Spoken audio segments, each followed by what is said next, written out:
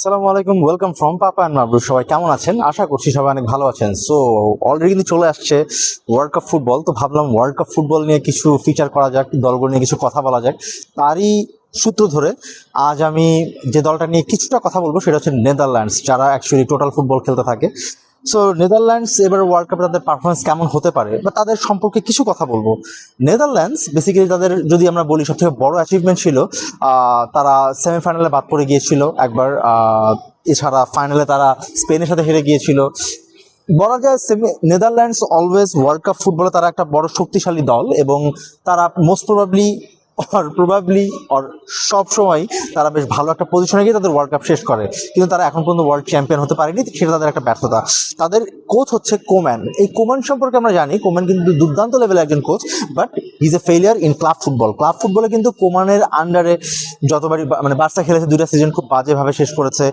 এছাড়া নেদারল্যান্ডস এবারও ডিপেন্ড করবে ডিপের উপর, ডিপেন্ড করতে হবে। ডিপে কিন্তু এখন ভালো কোনো ক্লাবে খেলে না, ডিপে খেলে হচ্ছে ব্রাজিলিয়ান একটা ক্লাবে, রেপুটেড না। তারপর ডিপের উপরেই নেদারল্যান্ড ভরসা রেখেছে, এবং নেদারল্যান্ডকে আমরা জানি তারা কিন্তু টোটাল ফুটবল খেলে দেখেই কোনো একটা খেলার উপর তারা কখনো ডিপেন্ড করে না, তারা ডিপেন্ড করে পুরো একটা দলের উপরে। তারা টোটালি খেলে, তাদের ফরমেশন এক এক ম্যাচে এক এক ধরনের ফরমেশন হয়, তারা কখনো নির্দিষ্ট ছকে খেলে না।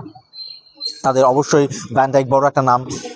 তাছাড়া তো তাদের গ্রুপটায় রয়েছে জাপান, তাদের গ্রুপে রয়েছে টিউনিশিয়া, তাদের গ্রুপে রয়েছে সুইডেন। সো এই গ্রুপ ওয়াইজ যদি আমরা বলতে পারি বা বলতে চাই, তাহলে সেক্ষেত্রে আমরা দেখতে পাবো যে নেদারল্যান্ড সহজেই তারা সেকেন্ড রাউন্ডে কোয়ালিফাই করে ফেলবে। সেখানে তাদেরকে ঠেকানোর মতন তেমন নাই। তবে নেদারল্যান্ডসকে বাধা পেরোতে হবে জাপানের, বিকজ জাপান সম্পর্কে আমি বলবো, তখন জাপানের শক্তিমত্তা সম্পর্কে বলবো।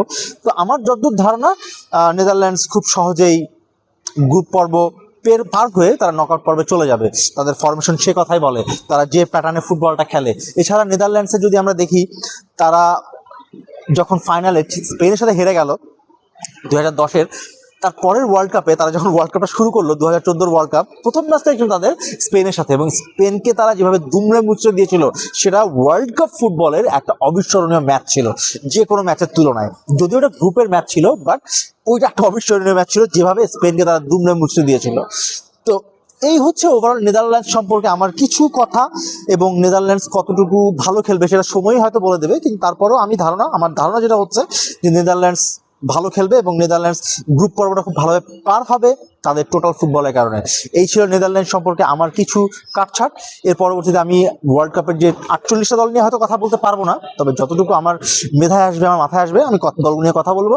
আপনারা সুস্থ থাকেন, ভালো থাকেন, খুদা হাফেজ।